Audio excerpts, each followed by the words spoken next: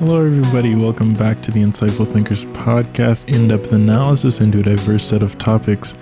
I'm excited for this one today because I thought about it recently, and Kid Cudi actually is my favorite artist ever. Like, when I compile his discography and every single project, it really touches me the most. And even this album, we'll talk about this later, but even this album, which critics say is his worst album that he's ever made, I love it. Like, some of the things in there hit me so hard, and I really love this work.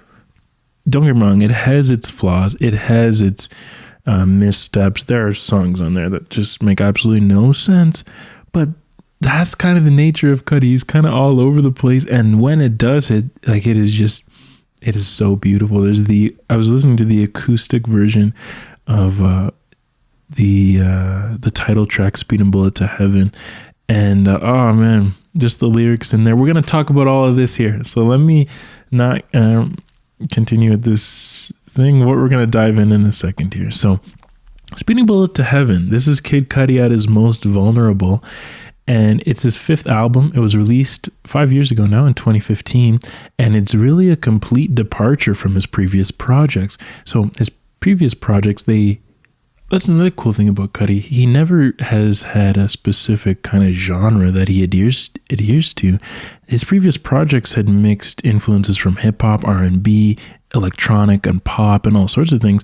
But this album is basically just like a rock album. It's mostly punk rock, and Kid Cudi describes it more generally as alternative music. He just says it's just not music that you're used to hearing, and you'll see why with some of the lyrics in this.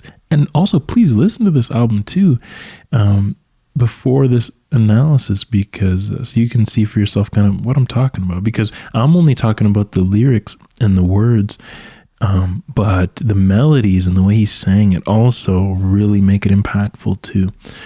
And as I mentioned, most critics regard this as his poorest work, but despite its missteps, it remains one of the most unique albums I think you'll ever hear. Well, I think it's one of the most unique albums I've ever heard, and it retains a cult following to this day. Cudi, this past July actually, or you know what, it might have been last year, but he tweeted, I can't remember if it's a July 2019 or July 2018 on the tweet, but he said, "Speedin Bullet was a cry for help." Or July 2019 or July 2020, excuse me. He said, "Speedin Bullet was a cry for help. I was literally screaming out to the world that I was hurting deeply and just wanted so badly to be understood." So let's try to understand what he was talking about with this episode, you guys. The first track, another note before I start, not every track we're going to discuss here. Some I skip over because, as I mentioned, like some of these, they literally don't seem to be communicating anything of great value, but I've got most of the album here, and most of the tracks we're going to break down today, guys. So let's get into it. First track is Edge of the Earth, Postmortem Boredom, and immediately we see the theme of suicide introduce itself pretty strongly, and he says, "Hanging on the edge of the earth, oh what a beautiful scene, laying on a cliff staring at the stars, oh what a beautiful ending to see." And Cudi's really going through it in this album, and it's really Cudi at his most vulnerable. And what we also see is an internal conflict between being vulnerable and putting on a persona that totally masks his issues. So on one hand, he's vulnerable in the song when he says, "Bits and pieces are wrong with me, won't you sing along with me? Here's some more for the people lost in insanity." So he says, like, bits and pieces are wrong with me, there's things wrong, but then he also on the same song is kind of doing the opposite, and he's thinking maybe it's better to mask my issues. And he says, "Cover your wounds, don't show your scars, smile for friends and carry on. Here's one more for the people lost in insanity." So whereas at first he's saying things are wrong with me, I admit it, here's to the people lost in insanity, now he's saying maybe it's best to just cover your wounds, don't show your scars, just put on a smile and carry on. And such creative lyrics of just maybe that's because that's kind of how a lot of people feel. Just put on a smile and they seem so happy, but inside, like, they're so sad. And Cudi, he's felt that, he's saying. in the track, Cudi, he follows through, unfortunately, with his suicidal plans, and then he finds himself in heaven, and the track switches up, and the melody changes and everything, and he says, "The angels have no whiskey, can't say I'm not disappointed. I was sick of being sickened, post-mortem boredom, settling in my skin." So what an incredibly depressed state to start off the album. He literally has killed himself, and he finds himself in heaven, luckily, with the angels. The angels don't have any whiskey to quell his alcoholism that he's been experiencing on earth, and he's a little bit disappointed about that, and he just said he was sick of being sickened, and that's why he finds himself in heaven. And that's what the nature of this album is, the Speedin Bullet to heaven. It's like he's going straight to heaven once he kills himself. And what album talks about these things? And we're going to go this whole album, we're going to talk about all the tracks that talk about it, and it continues on Confused. This is like one of my favorites. It's really like a true rock song. And he says, this same theme of suicide, he says, "I might go losing it and drive off a cliff, fall in the void." He says, "These walls ain't talking back. I might as well finally paint them black. I'm out of ideas." These walls that he talks about, he actually refers to them a couple times on the album, but what these walls are, these walls that aren't talking back, these are the walls of his mind, and they're not helpful to him. So he feels it may be best to just paint them black. So in other words, make everything go black by killing himself. So interesting metaphor there he uses. And these are just some incredibly astringent lyrics, but they really do mirror the sorrow that Cudi's feeling, because he's really living in conflict between suicide or staying alive, but living in despair. He says, "If I blow my brains out all over the scene, that's madness curing sadness." So here we see the contradiction and the dichotomy between the madness of suicide versus the sadness of life. What's better? He also says, "Some days I hurt myself to distract me from distraction. That's madness fixing sadness." So he's in such despair that something as mad as suicide is an ameliorated reality compared to the sadness he's going through. That's how sad he feels. And he does such a good job of communicating it to the listener here. He hurts himself to distract him from distraction. That's madness fixing sadness. So he's living in a world of total craziness, and suicide might in fact be the answer for him, is how he feels, unfortunately. There's more conflict and confusion, just like the name of the song. It's so aptly titled. He says, "I hate the drugs, but I love the numb. I hate the gun, but I want the sun." He's living in such a confused, mad state, and it's so hard for him to deal what he's dealing with. He's going through such a difficult time throughout this whole album. He says, "Confused, truth is what I choose. Heal, I never do. Asking, who are you? I don't have one clue. Seems I hate him too. Seems my color's blue." So he's talking to himself, asking, "Who are you?" But he replies to himself, "I don't have one clue." So he continues to talk to himself, and the walls that aren't talking back, and he wants to paint them black. It's like the walls, he talks to himself a lot on the album, and he doesn't have one clue who he is anymore. He's talking to himself, and it seems I hate him too. He's talking about himself in third person. So he's living in his mind, and he can really hardly cope with his own thoughts anymore. And really, is that not the nature of life, you guys? Much of life really does take place in your own mind.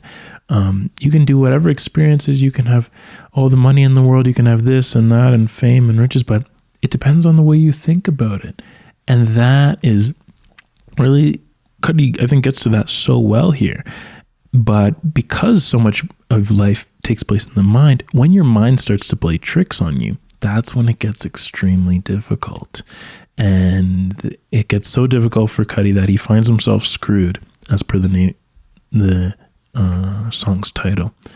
So Cudi's failure to deal with his thoughts takes him to a place where he simply feels screwed, as I mentioned. So he says, "I've been trying to steer right, but it's apparently clear I might be screwed. The end is near.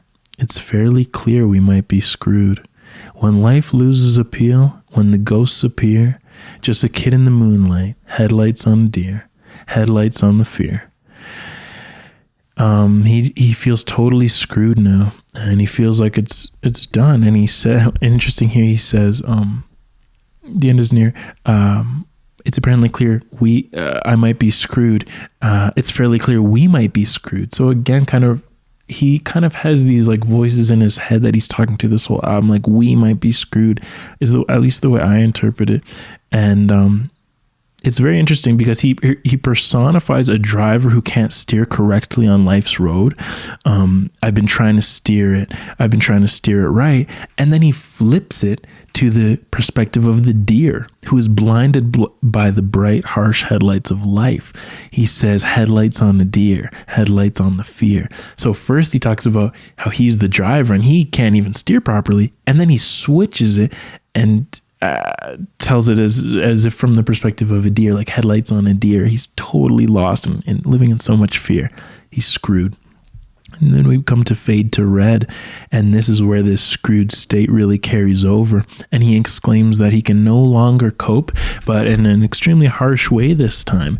He says, we're born in the dark, born into pain. And by the way, when he's saying this, it's so harsh the way he's saying it in the song. You got to listen to it. He says, I got the rage pushing through my veins. I can't cope, empty on hope. My head has been screaming. I'm stuck with these idiots. Won't leave a note, won't leave hope. Oh, what a nightmare. I'm done with these idiots. Undoubtedly no saving me. I've got to bleed, no saving me. These idiots may be all in his head. He's been talking to himself. We might be screwed. These walls of his mind aren't talking back. So this gives you the hint that maybe these idiots are all in his head. He can't quiet his own thoughts, guys, on this album. It's very similar to him being confused after having conversations with himself, asking who he is, and then him replying to himself that he doesn't have a clue who he is. These idiotic voices in his brain continue to swarm him, and this is equally damning for Cudi, just as damning as when in Confused, the walls weren't talking back.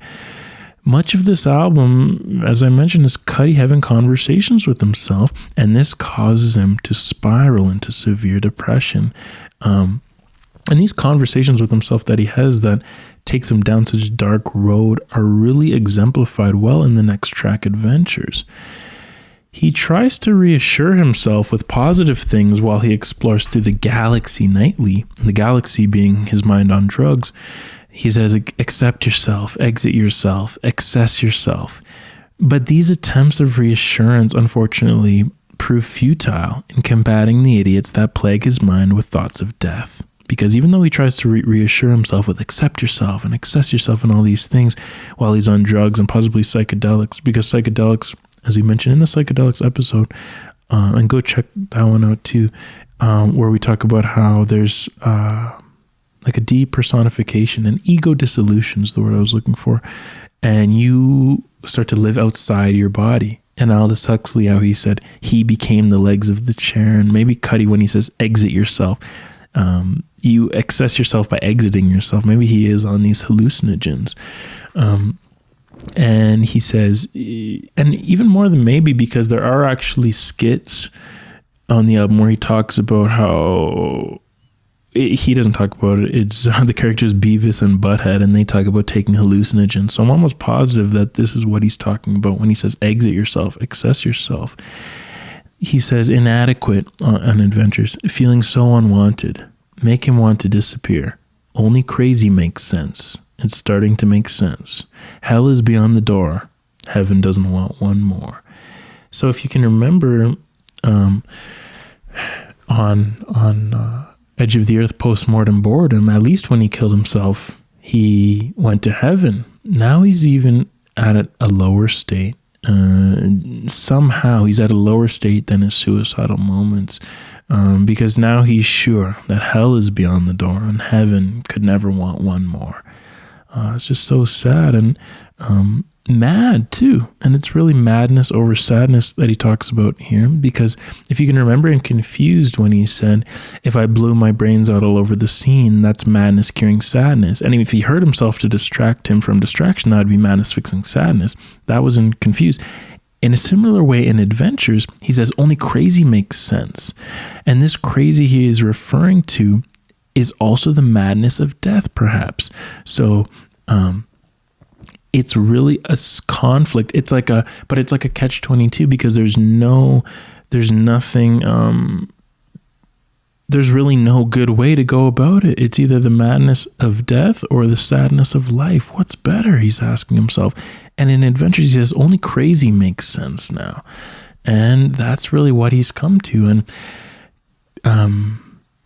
because this only crazy makes sense, and because of this sadness he's living in, he figures eventually that maybe what's best is the nothing. And that takes us to the next track by that very name. Cudi has now entered the nothing, where drugs have now taken control over him. He says, chop, chop, chop it up, cut it. And this could be cocaine or any other drug that requires that preparation. And drugs have really taken a hold on Cudi.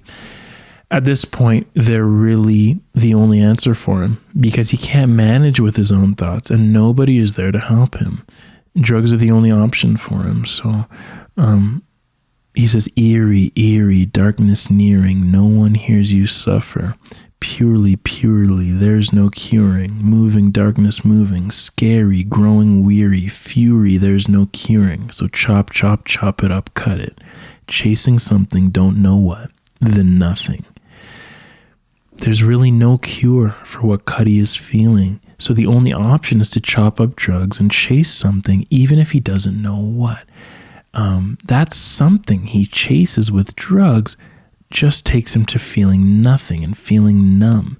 And just like the madness of death was better than the sadness of life and confused, nothing now is better than something at this stage for Cudi.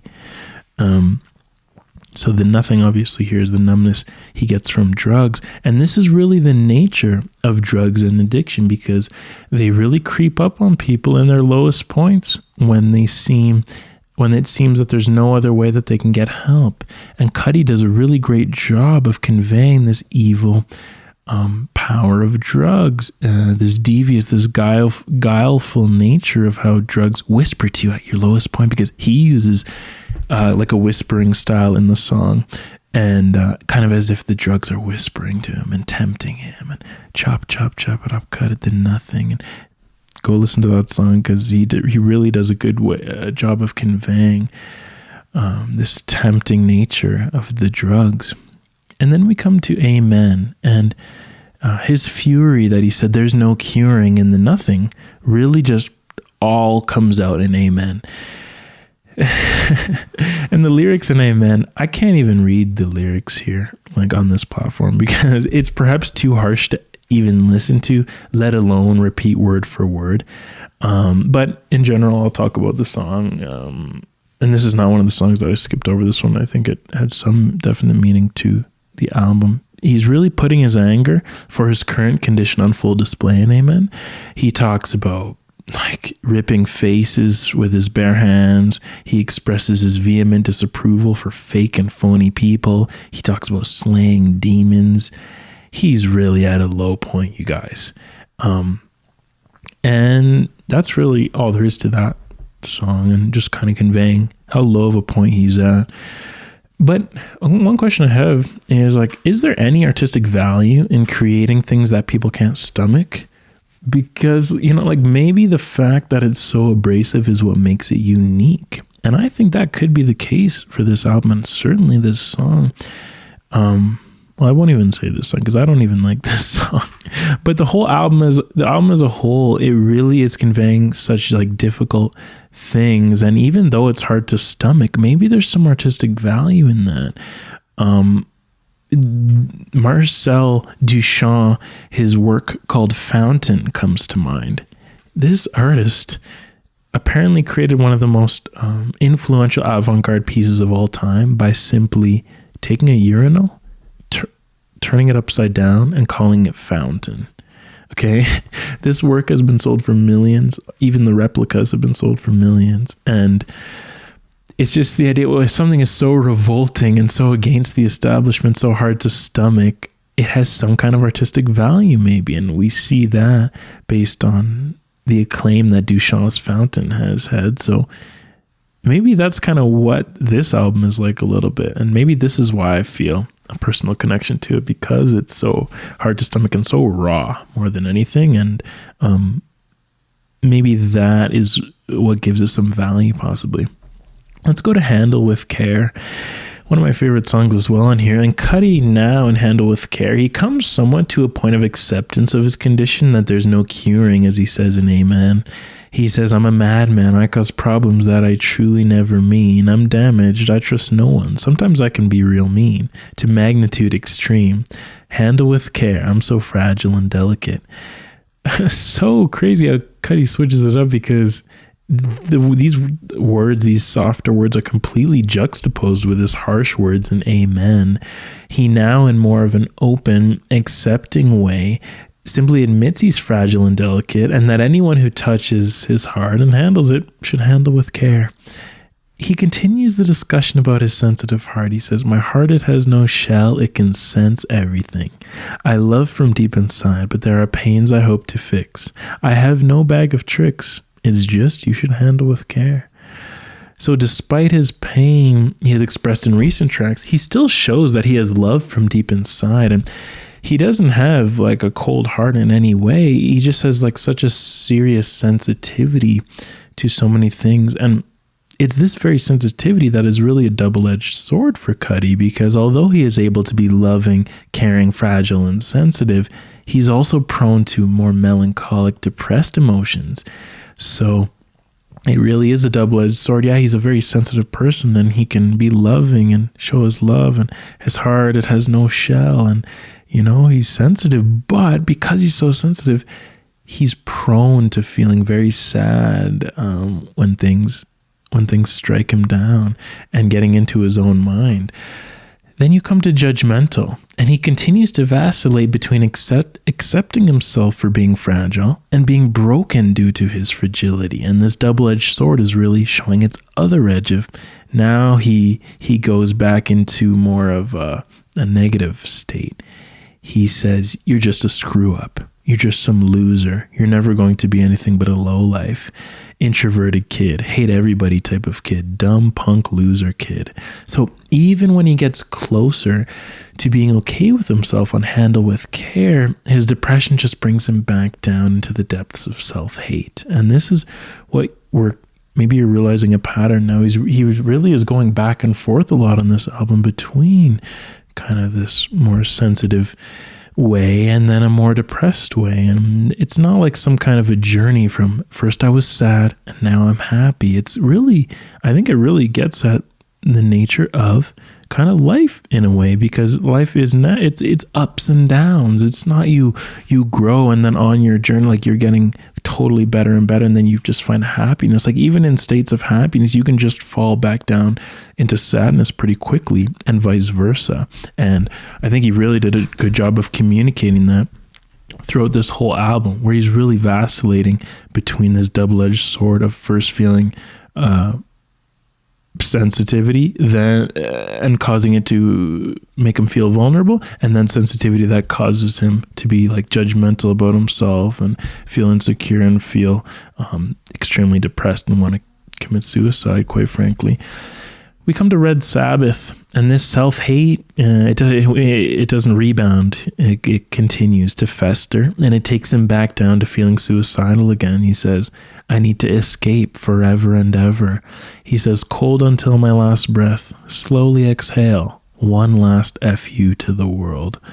So he's really on the verge of suicide. And why is he on the verge of suicide? It's because these voices have been talking to him, and his own voices, his mind has played tricks on him. And similarly to Confused and Fade to Red, the manic company that is his own thoughts is talking back to him. He says, I'll be happy getting messed up by myself, just loathing in my sweet misery. Oh, such manic luxury. Oh, such manic company. So just like Handle with Care, when he gives fair warning to anyone who is looking to come close to him, he continues to speak openly about his flaws as well. He says, I got my mind gone, but I love you and you know. Fumble and mess things up. I can be such an asshole. I'm sorry, my lady. I'm so sorry. Keep doing the right thing, but just stay away. So he continues to pile all the blame on himself due to his depressed state. And that transitions well from judgmental, where he's kind of like being judgmental to himself, causing himself to spiral downwards. And he basically feels as if he can get nothing right, and that even the ones he loves should go their own way. So just like Handle with Care, where he says, hey, like, I'm damaged, I just know, and I can be real mean, so just handle with care here. Like, be careful, fragile is basically what he's saying. It really reminds me of Runaway by Kanye, because he says, I always find something wrong. You've been putting up with me just way too long. So baby, I got a plan. Run away as fast as you can. It's almost as if your own thoughts about yourself and negative thoughts about yourself get in the way of allowing other people to love you. And that's really what he's communicating on Fuchsia Butterflies. And he kind of, as I wanted to kind of break this down a little more than I did when I read it the first time. When he says, I'll be happy getting messed up by myself, just loathing in my sweet misery. Oh, such manic luxury. Oh, such manic company. There's the company again that he continues to talk about, where he says, where the company is really his own mind and the negative thoughts of his own mind playing tricks on him. It's not anybody else. This company is driving him down to suicide, really, the walls of his mind. Then we get to Speedin Bullet to Heaven, and now he has jumped back into a state of recovery, and he actually jumps so high that he returns to the highest he's been yet on the album. And on Speedin Bullet to Heaven, the title track, and seemingly he has now accepted his fate as the Speedin Bullet to Heaven, who with one bullet will go straight to the sky. But even if he dies, he knows he'll be okay somehow. He says, if I crash or if I land, no matter the case, I'm all smiles. With love in the core, don't care what they say. So he really is kind of bouncing back here, you guys. He doesn't care anymore. He says, I'm all smiles no matter the case. And this album is so interesting because he really is not staying in one state, is what I'm realizing more and more. And this really conveys the labile nature of the untamed mind. Or if his untamed mind, I should say, but anyone's mind, it really goes back and forth. There's never a day where, or hopefully you've experienced this, but where you are just happy all day and you don't even get one negative or insecure or judgmental thought. And you really do go back and forth. And Cudi, in his lowest times, it's not all bad. There are times when he feels as if he can accept himself and accept his situation, whether he crashes or if he lands. Many albums take more of a direct journey, but this one, it really is pinballing back and forth from the depths of self-hate to the beauty of self-love. And it's these very songs that make the album beautiful, I think, too. The ones that take them higher a little bit, because it kind of shows even when you are in those low states, you still can recover and you still get out of it. It's not all despair, no matter what you're going through. And I think that is what really draws a lot of people to Cudi, because he admits to having low points and he's totally vulnerable about them. He doesn't say, I'm happy all the time or whatever, but so he really takes you down to the depths. And yeah, he's talking about suicide. And yeah, you may say, oh, that's not a good influence. It could trigger people to commit suicide. But he also has points in the album where he reminds you that you can make it through as well. So yeah, it is really rough around the edges, because yeah, there are some songs that are just frankly ridiculous and that don't seem to make a lot of sense and seem to be so negative and hateful, but there are still these glimmers of hope, and Cudi really shows that he has made it through. This reminds me of a song from one of his past albums, my favorite Kid Cudi album, Man on the Moon 2, the song Revo Fev. He says, wake up, things might get rough, but no need to stress, it keeps you down too much. Let go, life does get tough. No need to stress, holds you back too much. So even if life gets tough, even if it gets stressful, no need to stress. And if it gets tough, no need to think that it's tough. Let go. And Cudi shows that he has been able at least to let go on this song, Speedin Bullet to Heaven. Now, despite him reassuring himself that he'll be all smiles no matter the case on Speedin Bullet, though, he does break down yet again on Embers. And this continues the pattern. And he says, I really don't want to leave, but I realize there are no answers to rid me of this cancer. I told you I had to leave. I'm happy when I'm alone. Thank you, ladies and gentlemen. Goodbye. So this is really that theme of suicide we've heard throughout. And really, guys, never have I heard an album so open about issues like this. Suicide is so taboo to talk about. And I think it's important when artists come and talk about things that other people don't want to talk about through their art. And I think it can just be really powerful sometimes. And kind of as I mentioned, like, yeah, he is talking about suicide, but sometimes when you hear people talking about really difficult problems, if they're relatable to you, it gives you some kind of faith that you're not the only one dealing with those things. And if anything, that's what this album really conveys. A few more tracks here, guys. We're almost done the analysis. But I hope you guys are enjoying it so far. Trauma. This is the first track where we get a little bit of a background to the seeds that may have started Cudi's path to such despair. He says, when I was 11, I saw my dad's corpse hanging on the front porch. Innocence lost. When I was 15, I saw a friend's corpse on the way to school. Innocence gone. So this is the early trauma that may have planted the seeds for Cudi's melancholic state. He doesn't talk about it much, or if at all, other than trauma, where he talks about like how he could have possibly gotten down to such a low state. But it's interesting that he actually comments on it with trauma. Then we go to Insides Out with his early trauma in the picture, and along as well with his aforementioned bouts of depressed and suicidal thoughts, he experiences now just pure sadness again on Insides Out. And one of my favorite songs as well too, he says, I keep crying inside, I keep dying inside. Am I insane? I'm not afraid of the pain. So it seems like this pain that he's talking about again is suicide, and the pain that will come when he kills himself, because he keeps crying inside, and he can hardly do it any longer, and he feels like he can hardly cope. And Cudi ends the album with Melting. And this is a song really what sums up what he's been experiencing throughout. And it's really just a downward spiral that's caused him to feel as if he's slowly melting away, you guys. He says, no doubt I'm melting. No doubt about it, I'm crumbling. The same old downward spiral. And I weep to sleep, but give it all I've got in the morning.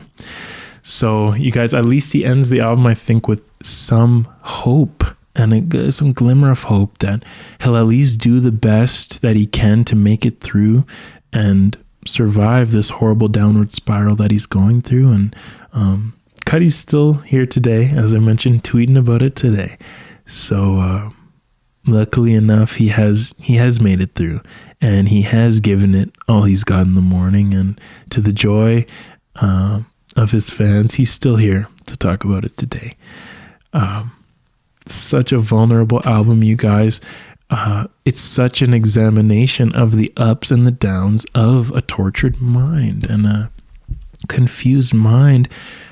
And as I mentioned, it's not like it's one journey to joy and, oh, these are the things it's an interesting tone, because he doesn't talk about it in a didactic way, as if he's like showing you guys like, oh, this is what I did and now I'm happy. He actually hardly even has a resolution in the album.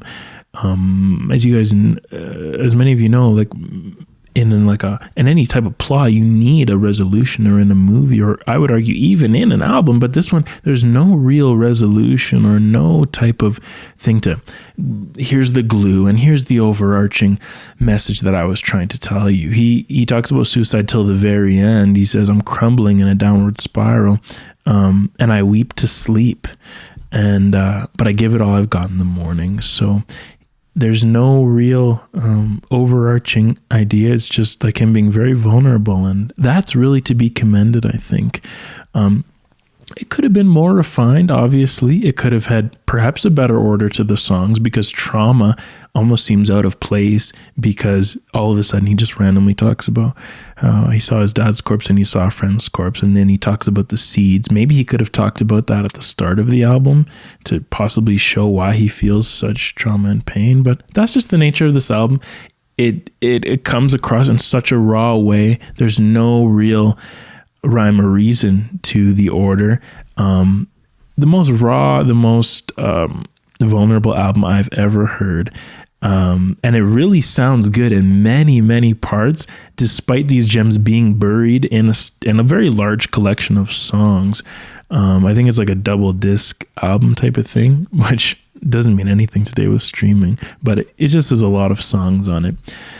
Chris Mensch of Complex, he called the album ultimately messy, challenging, and rough around the edges, perhaps more so than anything Scott has ever released. But there's also something that's admirably unique. And I think that is definitely the case. Because even if the art as a whole doesn't generate total critical acclaim, I think it does have the ability to touch people in different ways if it is unique. And really, I wouldn't be doing an in-depth analysis on it if there was nothing to analyze, and if it meant nothing to me, and if it was just a senseless album all the way. It has come across that way to some people, but I think there is something to this album, and I hope you guys will think that too after listening to this. Or maybe if you're listening to this, you know there's something to this album, and that's why you're listening to this episode. And it's not all bad, because it has received praise as well from a number of prominent artists, most notably Andre 3000. Andre 3000, one of the best rappers of all time, he called it the best thing to come out in a long time. I'd agree with Andre 3000 there on that one. Cudi this past July, let's close it out on his quote. He says, "I knew no one could have done something so ballsy and risked it all. A lot of people play it safe and are afraid to explore their sound.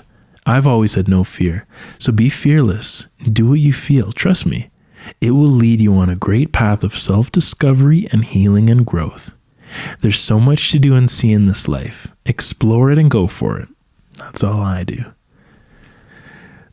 You guys, if you like this episode, if you like Kid Cudi, if you love Kid Cudi like I do, if you like this album even, or if you hate this album, but if you like this episode and you like in-depth analysis into a diverse set of topics, please go ahead to please subscribe on whatever platform you're listening on, and please share it, most importantly, with someone who also is interested in Kid Cudi. Or if you know someone who doesn't like this album, just share it with them and see if it changes their mind, possibly. Please leave a star rating on Apple Podcasts and a review, a like or a dislike if you're on YouTube, and also share your own ideas from the Connect page on the website, or YouTube, or on Instagram at Insightful Thinkers Media, or Twitter at Team ITM. The website, by the way, insightfulthinkersmedia.com. You can check out the poems and the articles that are on there. And if you want to join the monthly ITP video conference call where we analyze things together, or if you want to simply support the podcast, you can do that on Patreon, you guys.